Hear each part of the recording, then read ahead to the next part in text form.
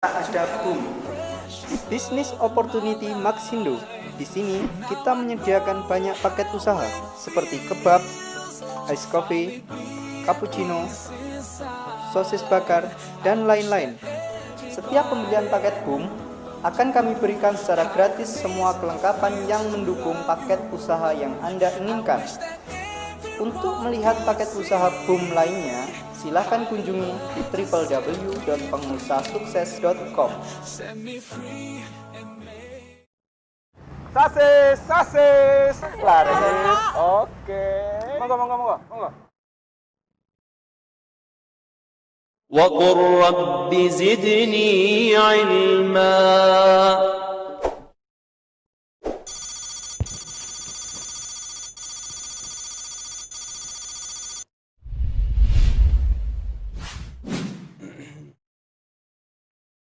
Bismillahirrahmanirrahim.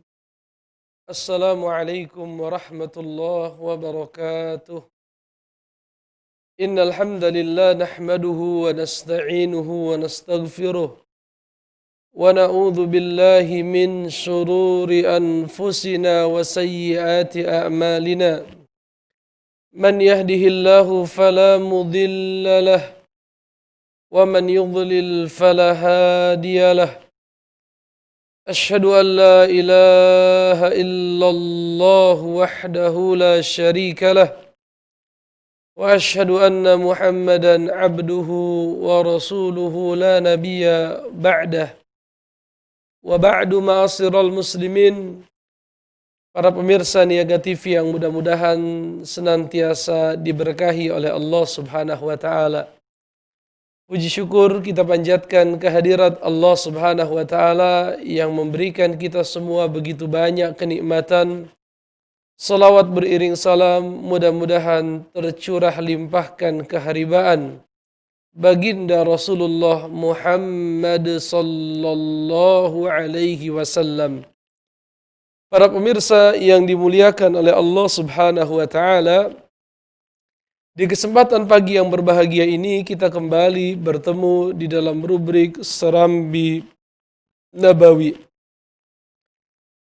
Di 19 pertemuan sebelumnya kita sudah membahas bab sifat salat yang kita ambil dari kitab Bulughul Maram. Maka di kesempatan pagi yang berbahagia ini kita akan memasuki bab yang baru yang berjudul bab sujud sahwi. Tentunya para pemirsa di rumah pernah dan sering mendengar sujud sahwi, atau sebagian dari kita pernah melaksanakan apa yang disebut dengan sujud sahwi. Lalu bagaimana sebenarnya penjelasan para ulama terkait dengan sujud sahwi? Yang pertama, ma'asyiral muslimin, dari sisi bahasa, apabila dikatakan saha anisyai sahwan, saha anisyai sahwan, dia saha dari sesuatu. Ini dalam bahasa Arab dipahami artinya zahala anhu, yaitu dia lupa mengerjakannya, atau boleh juga diartikan melewati. Jadi dia melewati ya, dan tidak melakukan sesuatu yang seharusnya dia lakukan. Ada juga yang mengartikan bahwa saha anisyai bima'na ghafala qalbuhu anhu ila ghairihi, yaitu hatinya lalai dari sesuatu yang sedang dia kerjakan ya kepada sesuatu yang lain yang di luar dari ibadah yang sedang dia kerjakan.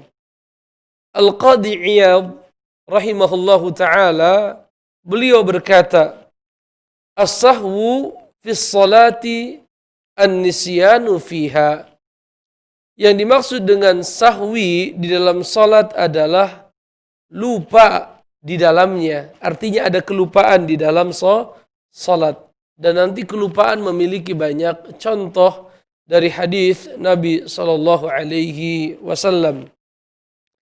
Kemudian dikatakan oleh Al-Imam Ibnul Qayyim Al-Jauziyah rahimahullahu ta'ala, kana sahwun Nabi sallallahu alaihi wasallam fi shalah min tamamin ni'matillahi ta'ala ala ummatih, kata beliau. Sesungguhnya lupanya Nabi SAW di dalam salat adalah di antara kesempurnaan nikmat yang Allah berikan kepada umat Muhammad SAW. Ini komentar siapa? Al-Imam Ibnul Qayyim. Artinya ketika Nabi lupa di dalam salatnya, sebenarnya lupanya beliau ini menjadi rahmat bagi umatnya. Kenapa? Kata beliau, liyaqtadu bihi fima yashra'uhu lahum indasah. Agar umatnya tersebut bisa iqtida, bisa mengambil teladan, bisa mengambil contoh seandainya kelak mereka mendapatkan peristiwa yang sama dengan yang didapatkan oleh Nabi sallallahu alaihi wasallam. Artinya lupanya Nabi di dalam salat adalah bagian dari kesempurnaan agama. Allah hendak menyempurnakan agama ini dengan cara menjadikan nabinya lupa dalam salat. Kemudian Nabi pun mengajarkan kepada kita tentang apa yang harus kita lakukan. Akhirnya kita menjadi tahu apa dan bagaimana yang harus kita lakukan ketika kita lupa di dalam salat kita.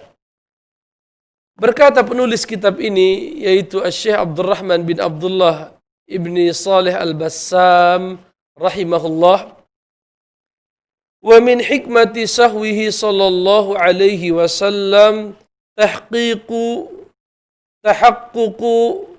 basyariyatih. Di antara hikmah lupanya Nabi di dalam salat adalah sebagai bukti yang paling kuat tentang sifat kemanusiaan beliau.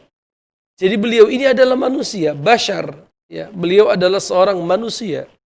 Tetapi manusia yang diberikan wahyu oleh Allah Subhanahu wa taala. Sifat manusia memungkinkan beliau lupa. Memungkinkan beliau untuk menangis, tersenyum, makan, minum, menikah, berbuka, berpuasa, tidur, salat malam, beribadah, beraktivitas untuk dunia. Bashar, beliau adalah manusia. Tetapi sifat Rasul ini menjadi pembeda beliau dengan manusia yang lain. Bahwasanya beliau mendapatkan wahyu dari Allah Subhanahu wa taala, dibimbing oleh Allah Subhanahu wa taala. Li'alla yakuna lil ghulati madkhala fi i'ta'ihi syai'an min sifatil ilahiyah war rububiyah bismi ta'zim. Dan di dalam sujud sahwi ini ada pembuktian bahwa Nabi adalah manusia. Dan ini menutup pintu, kata beliau, bagi orang-orang yang berlebih-lebihan kepada Nabi SAW. Dengannya mereka tidak bisa memberikan sifat ketuhanan kepada Nabi, tidak bisa juga memberikan ibadah kepada Nabi SAW bismi ta'zim, atas nama pengagungan. Jadi sebagian kaum muslimin bismi ta'zim, atas nama pengagungan, mereka mensifati Nabi dengan sesuatu yang beliau tidak berhak. Ya, sifat-sifat uluhiyah, ya, di mana menisbatkan satu peribadatan kepada Nabi SAW, artinya beribadah kepada Nabi, misalnya berdoa dengan meminta kepada Nabi SAW, ulurkan tanganmu ya Rasulullah, ya, bukan langsung berdoa meminta kepada Allah Subhanahu wa taala. Atau misalnya mengatakan bahwa Nabi itu mengatur rizki manusia, melapangkan kesulitan manusia dan lain sebagainya dari kalimat-kalimat yang sebenarnya tidak diucapkan. Walidha qala sallallahu alaihi wasallam, oleh karenanya dalam hadis riwayat Imam Bukhari dan juga Imam Muslim, Nabi sallallahu alaihi wasallam pernah bersabda, innama ana basyarum mithlukum, aku ini hanyalah seorang manusia yang sama seperti kalian. Ansa kama tansaun, aku terkadang lupa sebagaimana kalian pun lupa. Fa idza nasitu fadzakkiruni, apabila aku lupa ingatkanlah. Kata siapa? Kata Nabi sallallahu alaihi wasallam. Hadis yang pertama, ma'asyiral muslimin, yang akan kita baca adalah hadis Abdullah ibni Buhainah radhiyallahu taala an. Hadis ini diriwayatkan oleh Al-Imam Al-Bukhari, Imam Muslim, Abu Daud, At-Tirmidzi, An-Nasai, Ibnu Majah dan Ahmad. Hadisnya adalah sahih. Ya, hadisnya adalah sahih. Dari Abdullah ibni Buhainah radhiyallahu taala anhu, anna an-nabiy sallallahu alaihi wasallam shalla bihimuz zuhur, bahwasanya Nabi sallallahu alaihi wasallam salat zuhur bersama para sahabat. Beliau salat zuhur. Faqama fi ar-rak'atainil ulayain. Beliau pun berdiri di 2 rakaat yang pertama. Harusnya di 2 rakaat yang pertama beliau duduk, yaitu duduk tasyahud awal. Tetapi beliau berdiri.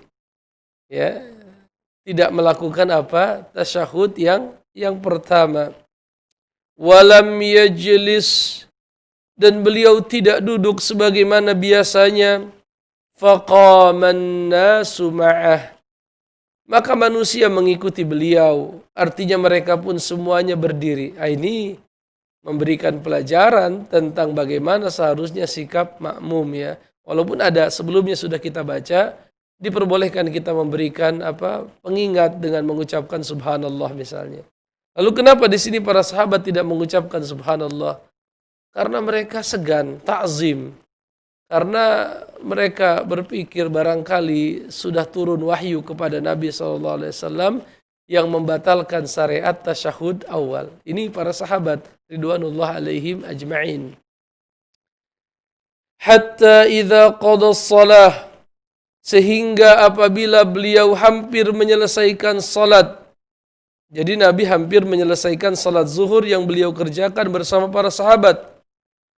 Wantazaran nasu taslimah, dan manusia menantikan Nabi salam. Jadi tinggal salamnya saja. Sudah baca tasyahud, sudah selesai, tinggal salam. Kabbara wa huwa jalis. Ya, beliau tiba-tiba saja mengucapkan takbir dalam kondisi duduk. Ya, jadi dalam kondisi duduk setelah tasyahud, tiba-tiba saja beliau mengucapkan kata takbir, Allahu Akbar. Wa sajada sajdataini qabla an yusallim, maka beliau sujud 2 kali sebelum salam. Nah, ini dia sujud sahwi. Jadi Nabi memimpin salat zuhur di 2 rakaat yang pertama, yaitu rakaat kedua di bagian yang pertama, Nabi tidak duduk tasyahud awal. Beliau langsung berdiri masuk ke rakaat yang ketiga. Lalu sampai di rakaat yang keempat, para sahabat menunggu Nabi mengucapkan salam sebagai pertanda salat sudah selesai. Tiba-tiba saja Nabi mengucapkan takbir dalam kondisi duduk. Kemudian beliau sujud 2 kali sebelum salam. Lalu setelah selesai sujud 2 kali, barulah beliau mengucapkan salam.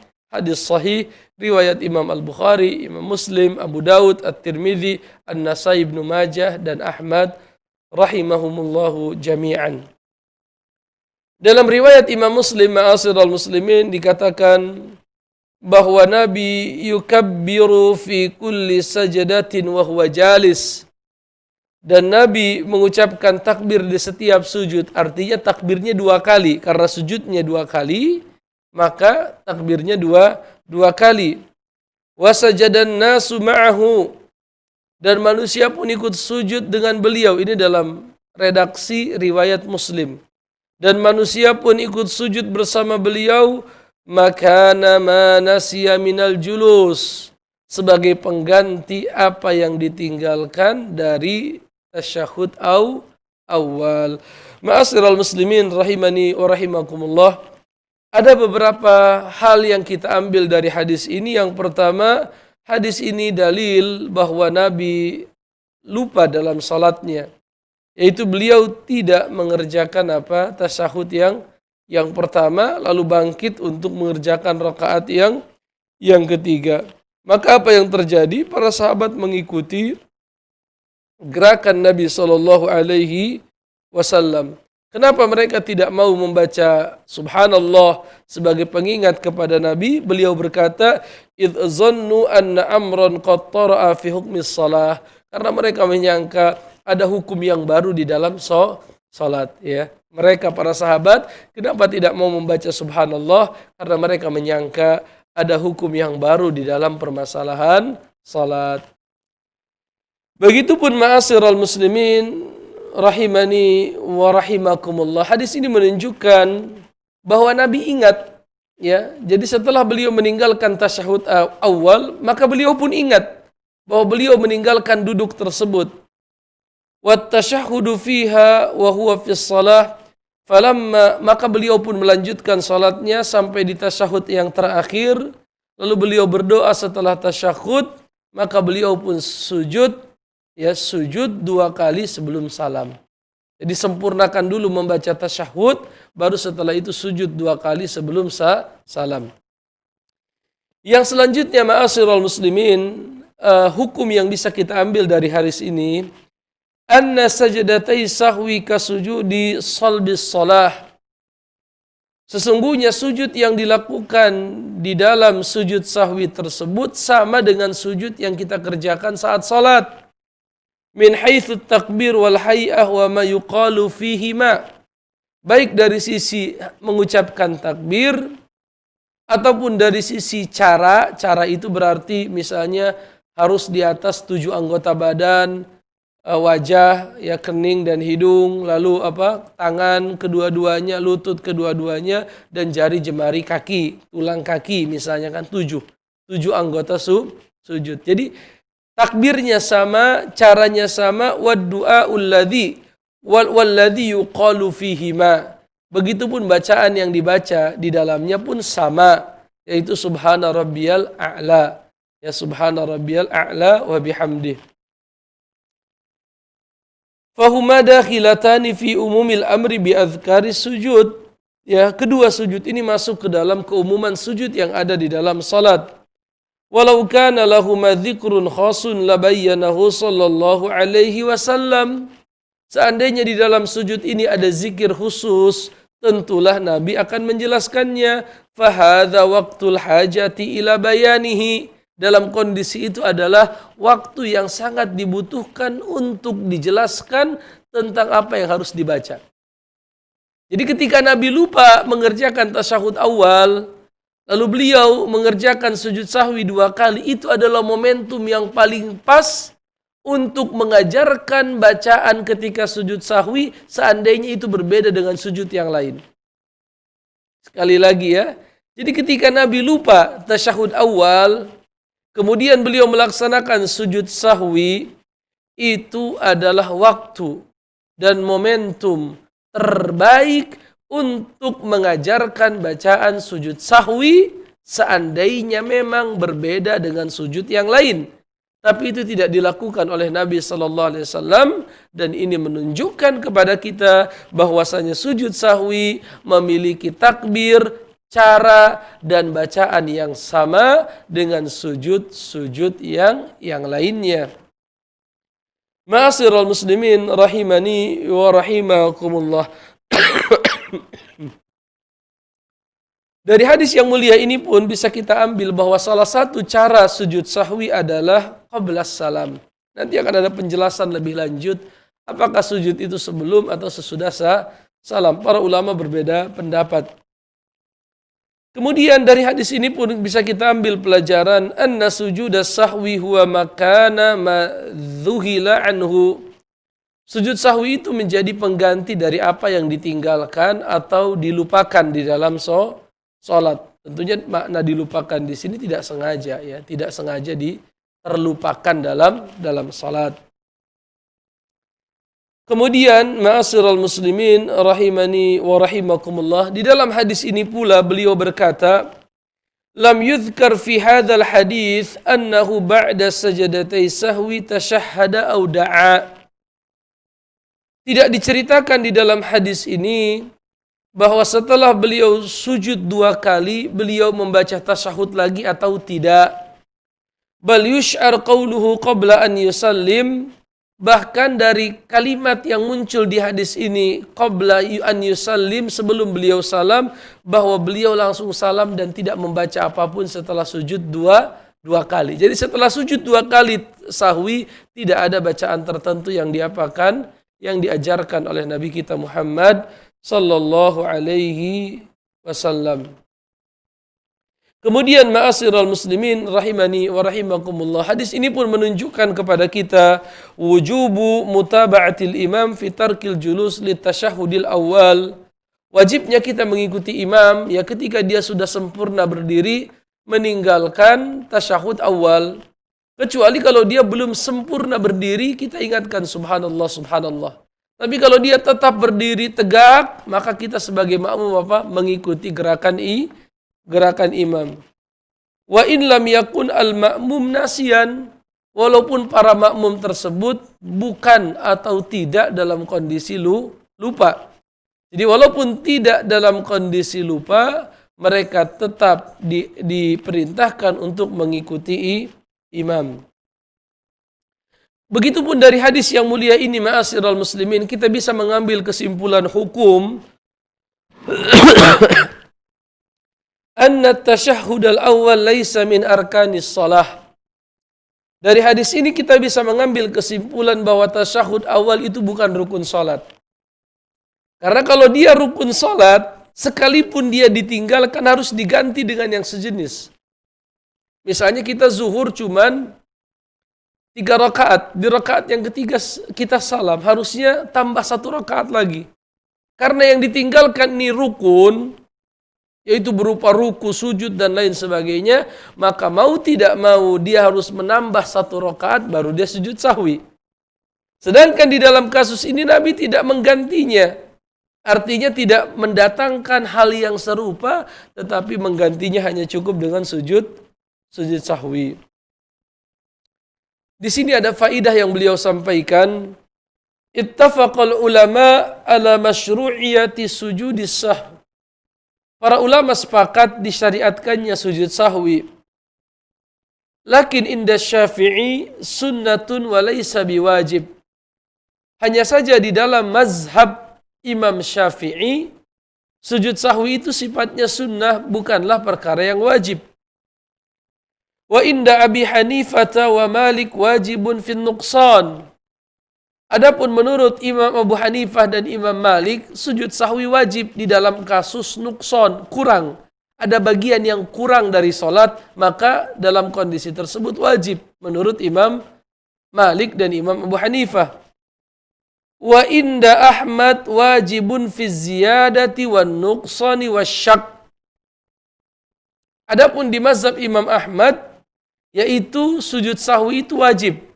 Baik dikarenakan kita menambahkan tambahan dalam sholat, misalnya harusnya maghrib 3 dikerjakan 4, wajib sujud sahwi dalam mazhab Imam Ahmad. Atau kita kurang, tidak tasyahud awal. Ya, kita tidak tasyahud awal, wajib sujud sahwi menurut siapa? Mazhab Imam Ahmad ya. Yang ketiga, ragu, ini rakaat 3 atau rakaat 4, wajib sujud sahwi. Ini dalam mazhab siapa? Di dalam mazhab Imam Ahmad ibni Hanbal. Jadi pendapat Imam Syafi'i dalam semua kondisi sunnah. Dalam mazhab Imam Syafi'i melakukan sujud sahwi dalam semua kondisi. Kondisi menambah, kondisi mengurangi, atau kondisi ragu sunnah. Itu yang pertama. Dalam mazhab Imam Malik dan Imam Abu Hanifah, dalam kondisi mengurangi wajib, tapi kalau kondisi menambah tidak wajib. Dan pendapat yang terakhir Imam Ahmad, baik itu menambah, mengurangi, dan ragu wajib. Mudah menghafalnya ya. Jadi kalau Imam Syafi'i sunnah secara mutlak, baik dalam kondisi menambah, atau mengurangi, atau ragu, sunnah. Kalau Imam Abu Hanifah dan Imam Malik, wajibnya hanya dalam kondisi mengurangi. Karena sujud itu dianggap sebagai pengganti dari yang ditinggalkan. Adapun mazhab Imam Ahmad wajib dalam semua kondisi. Ini yang beliau sampaikan. Kemudian ma'asyiral, kita memasuki hadis yang kedua. Hadis yang kedua ini cukup panjang. Ta'ala ya, sahih riwayat Imam Bukhari dan Imam Muslim. Imam Bukhari dan Muslim meriwayatkan dari sahabat yang mulia Abi Hurairah radhiyallahu taala an berkata, "Shallan Nabi sallallahu alaihi wasallam ihda salatayil isya rak'ataini." Pernah satu ketika Nabi sallallahu alaihi wasallam salat salah satu salat asyi, yaitu salat zuhur, sebanyak 2 rakaat. Harusnya zuhur berapa rakaat? 4. Seharusnya zuhur 4 rakaat. Tetapi Nabi mengerjakan zuhur hanya 2 rakaat. Thumma sallam. Kemudian beliau selesai 2 rakaat mengucapkan salam, artinya salat sudah selesai. Thumma qama ila khashabatin fi muqaddamil masjid. Kemudian beliau berdiri menuju tiang yang ada dekat masjid. Fa wada'a yadahu 'alaiha. Kemudian beliau meletakkan tangannya di dekat tiang tersebut. Wa fil qaumi Abu Bakrin wa Umar radhiyallahu ta'ala an.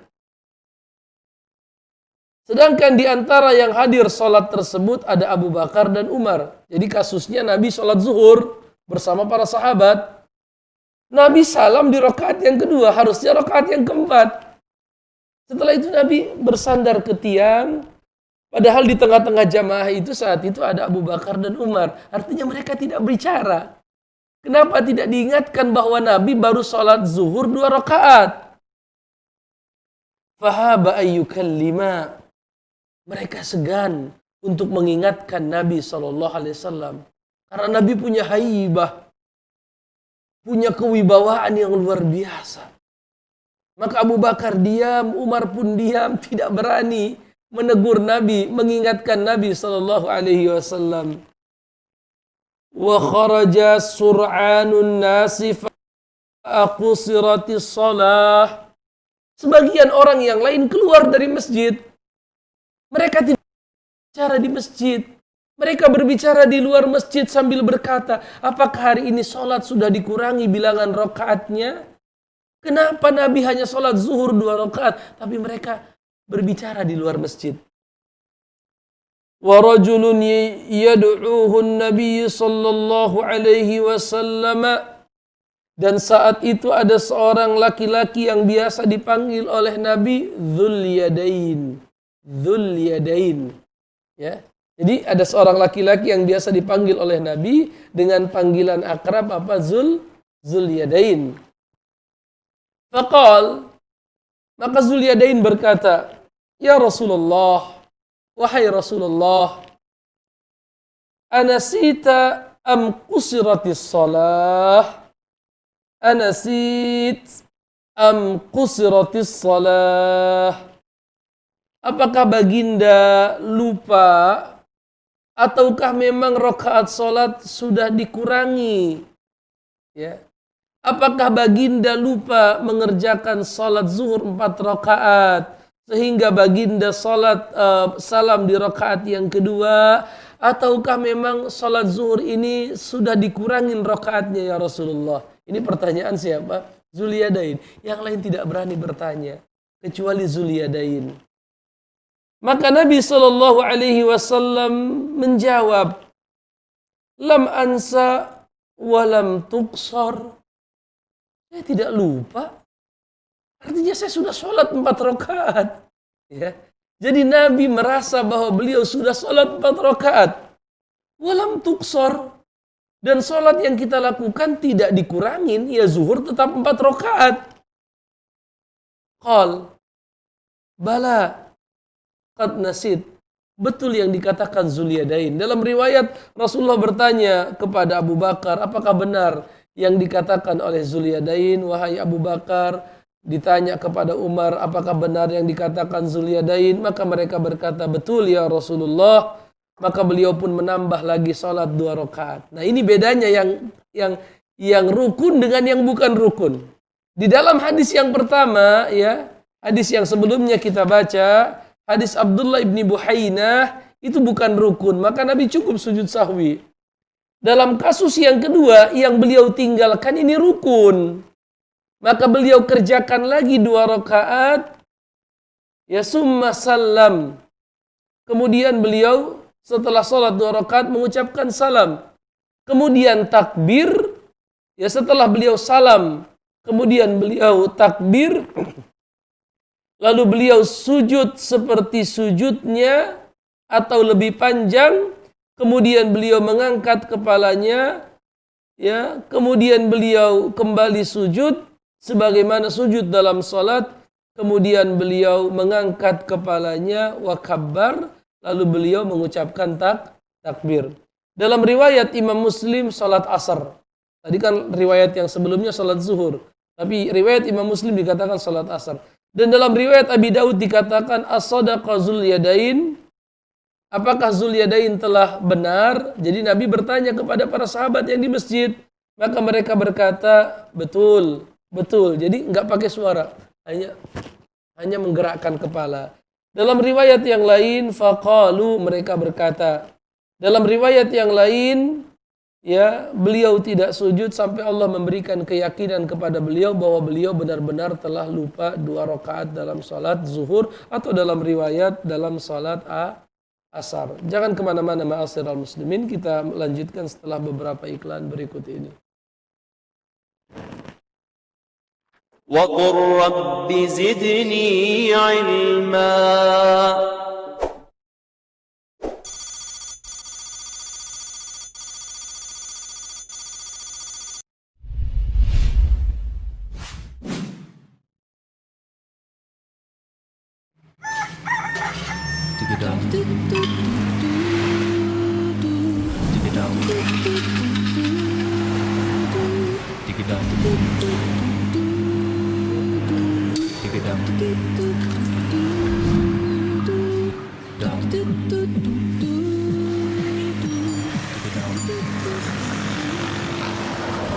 Mau kemana mas?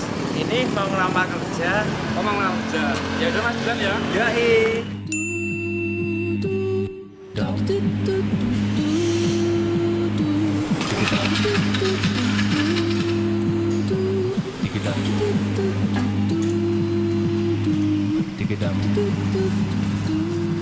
Mau berangkat kerja ya mas? Ini mau kirim lamaran. Karena cari kerja sulit mas. Yang sabar ya mas. Tetap semangat. Oke. Oke, sudah ya. Ya. Foto baru tuh.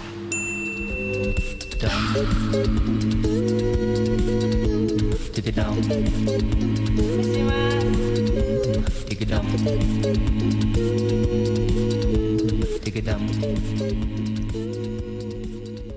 Maxindo, mesinnya pengusaha sukses.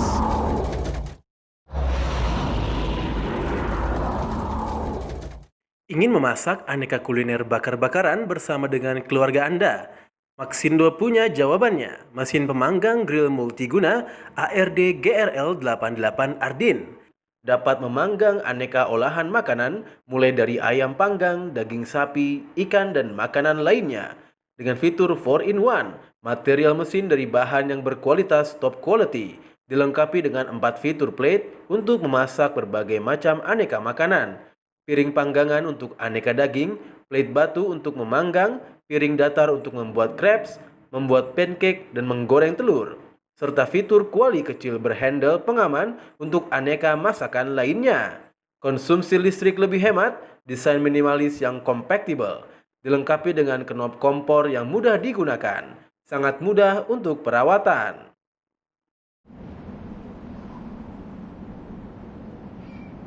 Dapatkan produk ini di toko mesin Maxindo terdekat di kota-kota Anda. Kunjungi situs kami di www.maxindo.com. Maxindo, mesinnya pengusaha sukses. Investasikan usaha Anda secara cermat dan menguntungkan bersama Maxindo. Untuk kebutuhan sajian aneka kuliner panggangan seperti ayam panggang, daging bebek, dan aneka daging panggang lainnya, gunakan mesin gas roti series Pemanggang ayam vertikal tipe MKS GRS 88 Maxindo, fitur terbaik di kelasnya, berbahan bakar gas LPG, desain mesin dari bahan stainless steel dan mild steel berkualitas, dilengkapi dengan gantungan pada tray sehingga membuat proses memasak menjadi lebih mudah, dilengkapi dengan fitur pemutar tray sehingga membuat daging yang dipanggang akan matang secara merata, kapasitas hingga 12 ayam utuh yang bisa dipanggang sekaligus, menggunakan etalase kaca dari material tempered glass yang tahan panas. Tingkat kematangan ayam dapat lebih mudah diamati. Proses pemanggangan akan lebih mudah, lebih cepat dibanding menggunakan oven pemanggang biasa. Mudah untuk perawatan dan pembersihannya. Dapatkan produk ini di toko mesin Maxindo terdekat di kota-kota Anda. Kunjungi situs kami di www.maxindo.com. Maxindo, mesinnya pengusaha sukses. Mesin pemanggang وقل رب زدني علما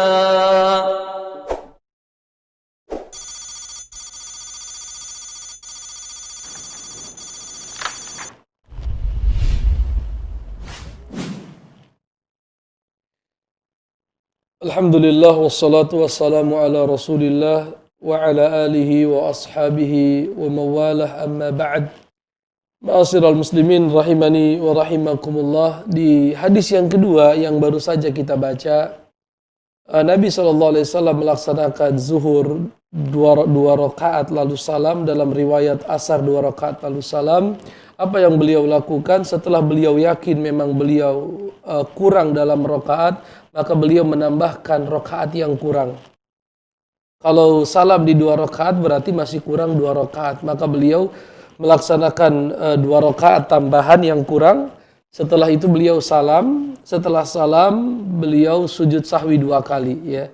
Jadi di sini kita mendapatkan 2 bentuk sujud sahwi.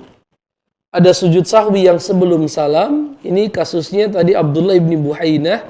Ada sujud sahwi yang sebelum setelah salam, sebagaimana diceritakan dalam kasus Abi Hurairah radhiyallahu taala anhu. Kita bacakan pertanyaan yang sudah masuk. Pertanyaan yang pertama, karena banyaknya permintaan yang saya butuhkan kepada Allah, maka doa di waktu sujud terakhir salat sunat, bolehkah kita berdoa dalam bahasa kita dan diucapkan dalam hati? Allah alam bisawab, ini sudah beberapa kali kita bahas di dalam pertemuan kita ya. Pernah kita nukil pendapat para ulama terkait dengan permasalahan ini ya, bahwasanya para ulama berbeda pendapat terkait dengan hukum membaca bacaan selain dengan bahasa Arab di dalam salat. Ya, disebutkan bahwa menurut Imam Malik itu adalah perkara yang tidak boleh dilakukan. Ya, harus menggunakan bahasa Arab. Adapun pendapat Al-Imam Abu Hanifah berpendapat bahwa perkara tersebut adalah perkara yang sifatnya makruh. Artinya makruh adalah sesuatu yang utamanya adalah ditinggalkan. Ini pendapat Imam Abu Hanifah. Adapun pendapat Imam Syafi'i rahimahullahu taala dijelaskan oleh para ulama bahwa beliau berpendapat boleh selama doa tersebut tidak menggantikan zikir-zikir yang sudah ma'thur, yang sudah diajarkan oleh Nabi SAW. Artinya berzikir dengan selain bahasa Arab bukan di dalam sebagai pengganti zikir-zikir yang sudah diajarkan oleh Nabi SAW. Dalil beliau adalah keumuman sabda Nabi SAW, di mana Nabi bersabda, aqrabu ma yakunul abdu min rabbih wa huwa sajid fa'akthiru minad du'a. Sesungguhnya kondisi di mana seorang hamba sangat dekat dengan Allah adalah ketika dia sujud, maka perbanyaklah berdoa, dan di situ tidak ada batasan tentang doa bagaimana yang harus kita minta atau dengan bahasa apa yang harus kita minta. Dan berdasarkan keumuman firman Allah dalam Al-Quran, ud'uni astajib lakum, berdoalah kepadaku maka aku kabulkan. Di situ tidak ada batasan tentang bahasa apa yang harus kita gunakan. Allah alam bisawab. Ya, kecuali kalau bacaan-bacaannya sudah ditentukan. Subhana rabbiyal a'la tidak boleh diterjemahkan. Al-Fatihah tidak boleh diterjemahkan. Tapi yang belum ada tuntunannya, ya doa secara umum, menurut Imam Syafi'i boleh, menurut Abu Hanifah makruh kalau selain dengan bahasa Arab, menurut Imam Malik tidak boleh. Pertanyaan yang kedua, Assalamualaikum, Waalaikumsalam warahmatullah. Apakah ada hadisnya orang yang mau meninggal dibacakan surat Yasin? Dan apakah boleh wanita mensalatkan laki-laki tanpa imam laki-laki? Yang pertama, Allah alam bisawab, ada beberapa hadis dari Nabi SAW ya yang termasuk dalam kitab Bulughul Maram, nanti akan kita nukil ya di bab Kitabul Janais. Nanti akan kita masuk ke dalam kitab yang berjudul Kitabul Janais, yaitu hukum-hukum seputar jenazah. Al-Imam Ibnu Hajar Al-Asqalani membawakan hadis yang berbunyi, Iqra'u ala mautakum surat Yasin, bacakanlah atas orang yang akan meninggal di antara kalian surat Yasin. Jadi kalau ada orang sakaratul maut, ada hadis yang mengatakan Iqra'u ala mautakum surat Yasin, bacakanlah kepada orang yang meninggal di antara kalian surah Yasin. Hanya saja para ulama berbeda pendapat terkait dengan derajat hadis tersebut. Al-Imam Ibnu Hajar Al-Asqalani, penulis kitab Bulughul Maram, menganggap hadis tersebut lemah. Begitupun Al-Imam An-Nawawi rahimahullah menganggap hadis itu lemah, dan sebagian ulama yang lain mengatakan sahih hadis tersebut. Khilaf di kalangan para ulama terkait dengan, tapi kalau kita tanya misalnya para ulama kontemporer seperti Dr. Saleh bin Fauzan Al-Fauzan, beliau katakan tidak masalah, terlepas apakah para ulama masalah hadisnya, tetapi pendapat yang paling kuat, kalaupun ada yang mau melakukan tidak masalah, karena hadisnya adalah hadis yang mukhtalafun fihi, yang diperdebatkan oleh para ulama. Allah a'lam bishawab. Pertanyaan yang ketiga, Assalamualaikum, Waalaikumsalam warahmatullahi wabarakatuh. Dari hamba Allah di Kalimantan Barat. Mohon, karena lingkungan terdampak kabut asap, apakah boleh sholat menggunakan masker? Tidak masalah. Ya, tidak masalah sholat menggunakan masker. Ya, tidak masalah. Itu tidak merusak sholat kita. Ya, kalaupun misalnya keraguan kita ketika sujud itu kening dan wajah, ya. Kening dan wajah kita tempelkan ke tempat sujud kita. Ya, tidak masalah kita tutup misalnya wajah kita karena asap, kita tutup ya hidung kita sebagian, tapi tetap saja ketika kita sujud kita tempelkan ke tempat sujud, tidak masalah ya. Bahkan dalam Islam itu ad-dhararu yuzal, begitu kaidahnya. Keburukan itu dihilangkan. Keburukan itu dihilangkan. Artinya dihilangkan, kita tidak boleh membiarkan keburukan itu menimpa kita. Walatul kubiaidikum ila tahlukah. Jangan kau biarkan dirimu jatuh ke dalam kecelakaan. Dan menghirup asap pembakaran itu bisa mengakibatkan ISPA, infeksi saluran pernapasan akut, bahaya sekali. Dan bisa sampai kepada taraf mematikan ya. Beberapa kasus sampai meninggal. Anak-anak bayi itu meninggal karena di dadanya penuh dengan asap. Ya, oleh karenanya untuk kemaslahatan tidak masalah. Untuk menghindari mafsadat yang lebih besar. Allah a'lam bishawab.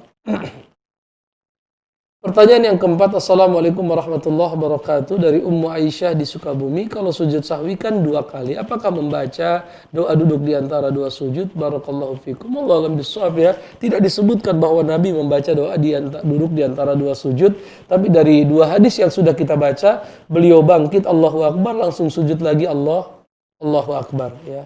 Jadi tidak membaca duduk di antara 2 sujud.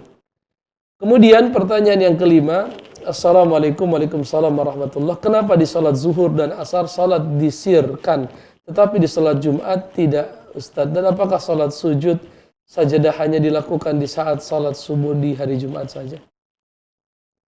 Apakah boleh dilakukan di salat yang lain? Yang pertama, ya, kenapa salat zuhur asar sir, sedangkan salat Jumat jahar? Begitulah Nabi SAW mengajarkan kita. Ya, begitulah Nabi SAW mengajarkan kita. Ya, Nabi mengajarkan bahwa dalam salat-salat yang sifatnya besar, seperti salat Idul Fitri, itu dilakukan di siang hari, jahar. Salat Idul Adha dilakukan di siang hari, jahar, kan begitu. Ya, begitupun dalam salat istisqa misalnya dilakukan di siang hari, jahar. Ya, lalu begitupun salat Jumat karena dia dilakukan di siang hari dan dilakukan oleh dalam jumlah yang sangat besar, maka dia jahar. Lalu apa hikmahnya? Hikmahnya Allah alam bisawab, ya terkadang kita dapatkan hikmahnya, terkadang tidak. Karena salat itu perkara yang sifatnya tauqifi.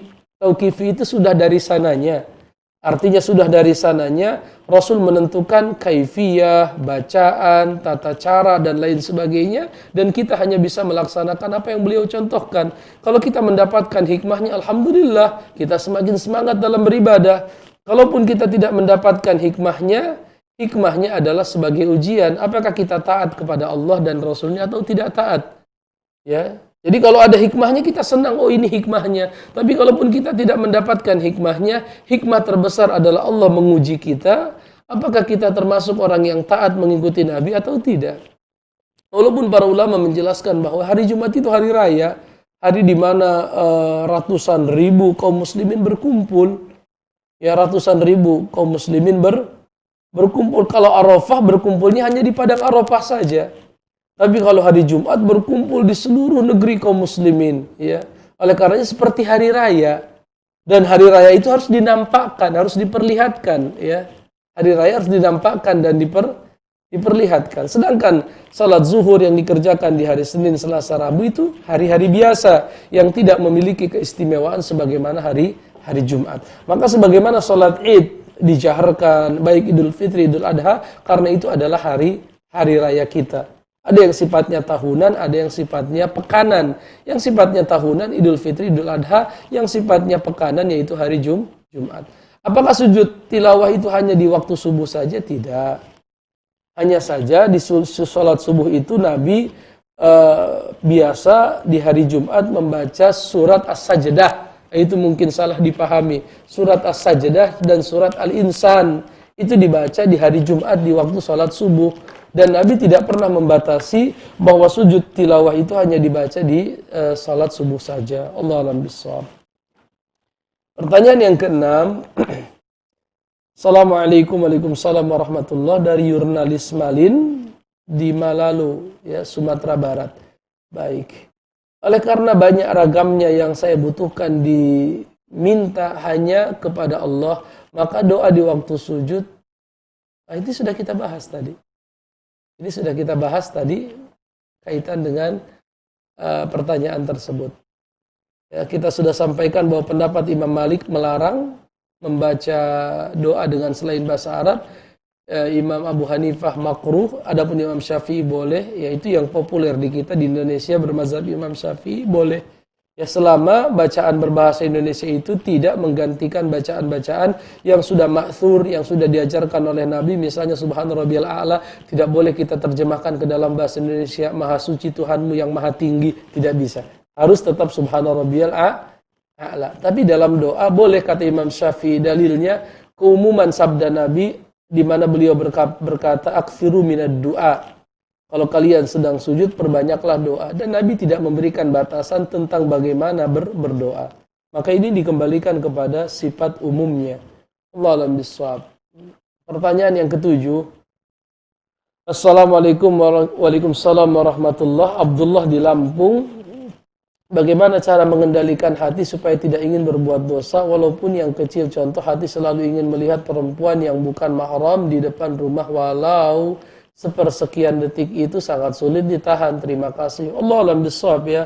Di antara cara agar kita selalu bisa istiqamah dalam menjalankan perintah Allah Subhanahu wa taala dan meninggalkan larangan-larangannya adalah isy'ar bi muraqabatillah. Itu menghadirkan syuur, menghadirkan rasa di hati bahwa Allah selalu memperhatikan kita. Inna rabbaka labil mirsad. Sesungguhnya Rabb kalian itu Allah labil mirsad, selalu mengintai, melihat kalian, ya. Jadi Allah itu melihat, ya, lalu menghadirkan rasa bahwa Allah itu dekat dengan kita. Wa nahnu aqrabu ilaihi min hablil warid. Kami itu lebih dekat kepada mereka dibandingkan urat nadi. Lalu begitu pun kita menghadirkan kesempurnaan nama dan sifat Allah. Allah itu As-Sami, maha melihat. Allah itu Al-Basir, maha mendengar. Allah itu Al-Alim, maha mengetahui. Allah itu Al-Khabir, mengetahui pula yang tersembunyi. Ini hal-hal ini bisa membantu kita di dalam istiqomah, di melaksanakan perintah dan menjauhi larangan. Begitupun meninggalkan hal-hal yang dilarang oleh Nabi. Di antara hal yang dilarang oleh Nabi adalah duduk-duduk di pinggir jalan. Nabi melarang kita, iyyakum wal julus fit turuqat. Janganlah kalian duduk-duduk di pinggir jalan, nongkrong, ya. Kalaupun kalian harus duduk di pinggir jalan, maka berikanlah haknya, kata Nabi. Maka para sahabat mengatakan, apa haknya ya Rasulullah? Maka beliau berkata, raddus salam, yaitu menjawab salam, kaful adza, jangan sampai kita mengganggu orang yang lewat, dan yang ketiga adalah ghaddul basar, kita menundukkan pandangan. Jadi hukum asalnya tidak boleh kita nongkrong, duduk di pinggir jalan, kecuali kita bisa memberikan hak jalan tersebut. Apa itu hak jalan? Menjawab salam apabila ada yang mengucapkan salam, menundukkan pandangan dari orang-orang yang lewat di depan kita, apalagi itu perempuan. Yang ketiga adalah kaful adza, menahan diri kita untuk tidak mengganggu orang yang lewat di jalan. Allah alam bissawab.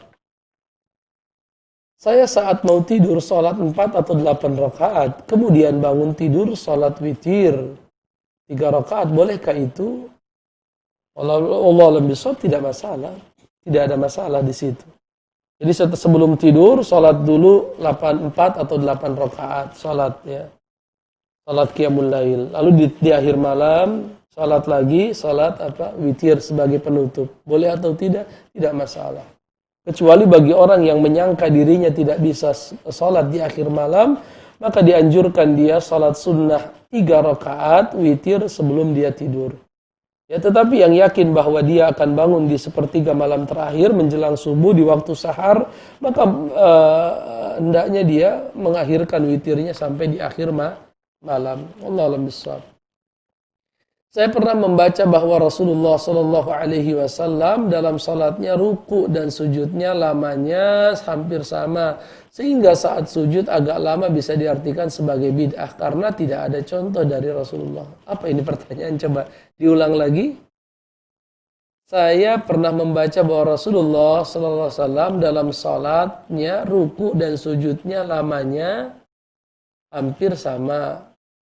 Ruku dan sujud hampir sama, sehingga saat sujud agak lama bisa diartikan sebagai bid'ah karena tidak ada contoh Rasulullah. Maksudnya bagaimana? Sujud lama itu bid'ah. Saya tidak paham maksudnya sujud lama itu bid'ah, ya. Tergantung kenapa dia lama sujudnya. Ketika dia salat sunnah, misalnya salat sunnah witir, kemudian dia sujud lalu dia berdoa meminta apa yang dia inginkan, itu adalah menjalankan perintah Nabi, bahwa Nabi berkata, aqrabu ma yakunul abdu min rabbih wa huwa sajid fa'akthiru minad du'a. Sesungguhnya kondisi di mana seorang hamba sangat dekat dengan Allah adalah ketika dia sujud. Fa'akthiru minad du'a.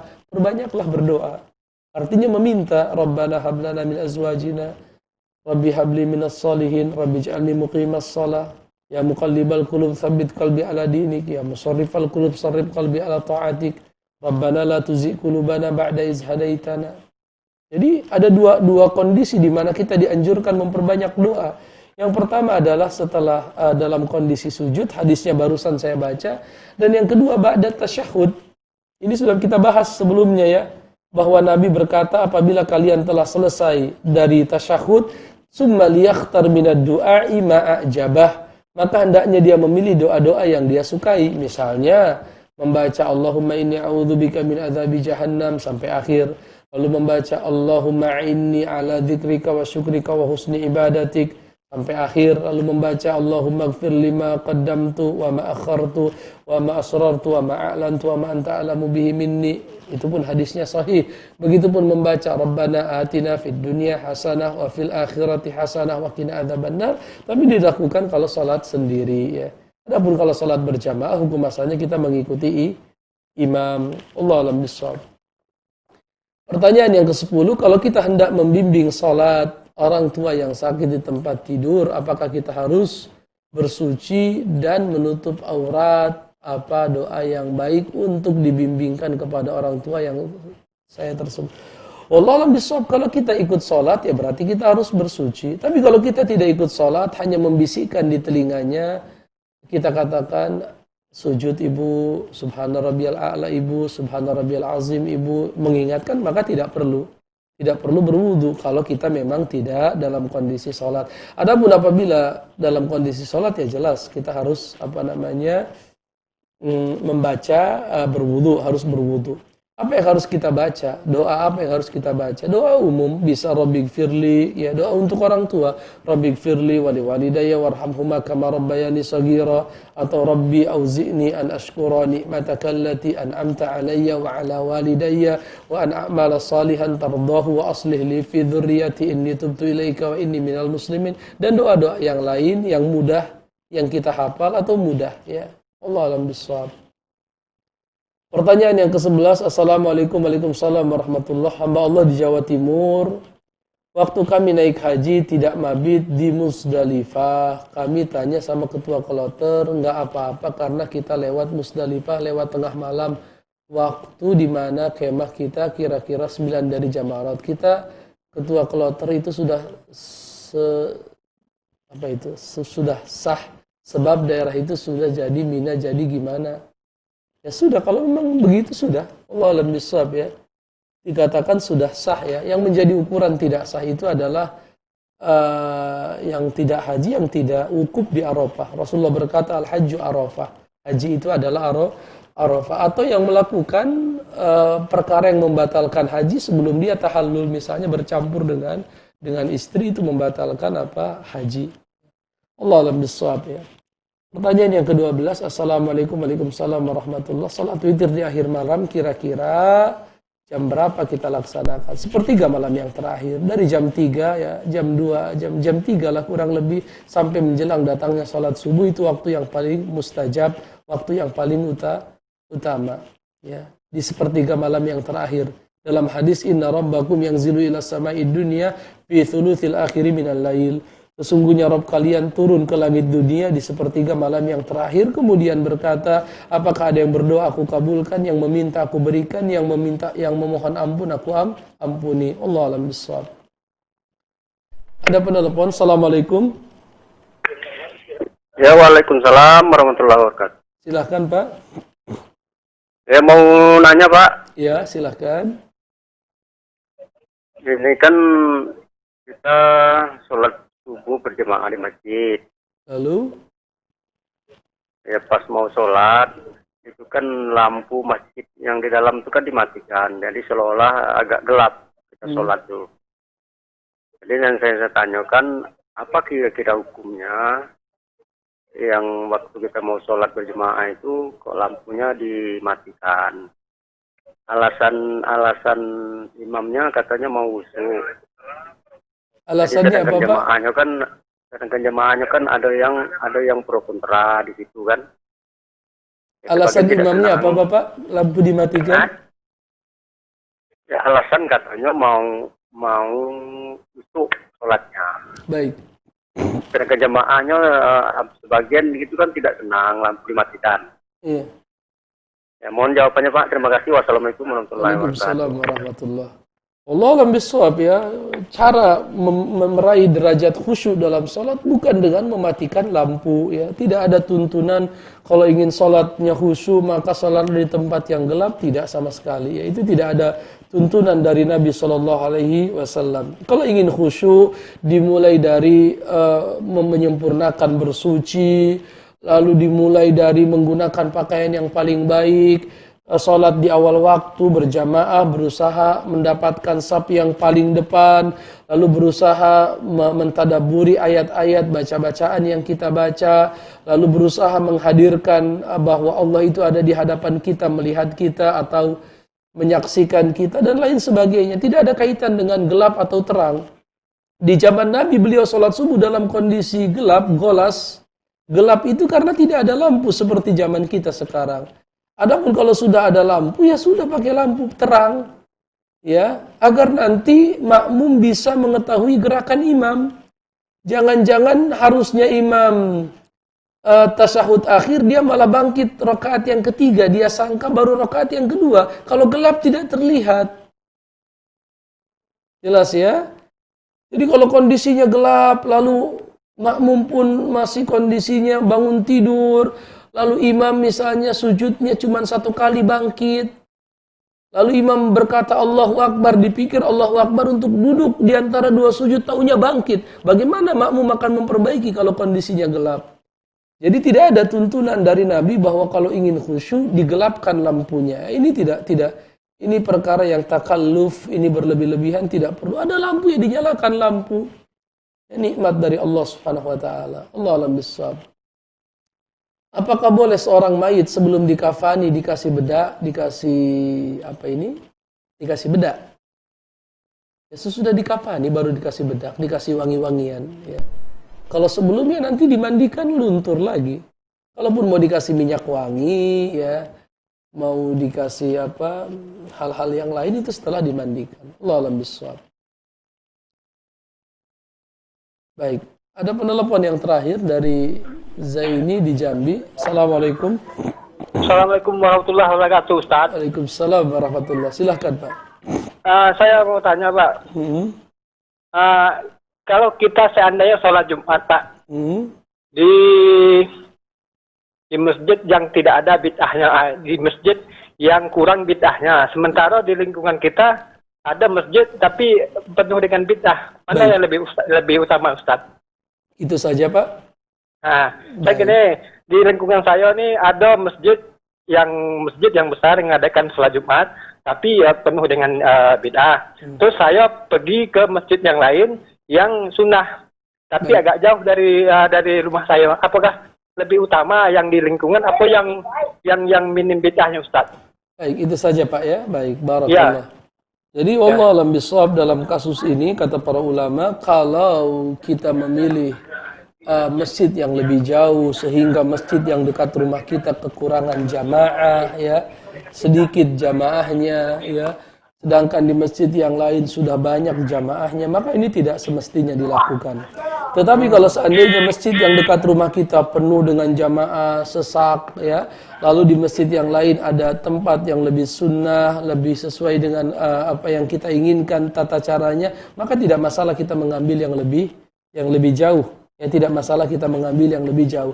Tetapi kalau seandainya kita tidak datang ke masjid dekat rumah kita, maka masjid itu menjadi mati, artinya sepi dari jamaah, tidak ada yang datang dan salat ke sana, sedikit orangnya, maka lebih utama kita salat di masjid dekat rumah kita. Mudah-mudahan kehadiran kita di tempat itu menjadi teladan, menjadi contoh kepada mereka, ya, bisa memberikan nasihat, contoh teladan tentang bagaimana seharusnya kita beribadah. Tapi kalau kondisinya memang sudah ramai, sesak, penuh, dan kalaupun kita pindah ke tempat yang lain, di tempat kita sudah banyak orang yang salat, maka Allah alam bissawab, hukum asalnya tidak masalah.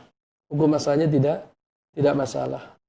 Ya, dan utama ketika kita sholat di tempat yang ditegakkan di dalamnya sunnah Nabi Sallallahu Alaihi Wasallam. Ya, dan jarak pun menjadikan penentu besarnya pahala kita. Allah alam bisawab, ini yang bisa kita bahas. Subhanakallahumma bihamdika asyhadu an la ilaha illa anta astaghfiruka wa atubu ilaik. Assalamualaikum warahmatullahi wabarakatuh.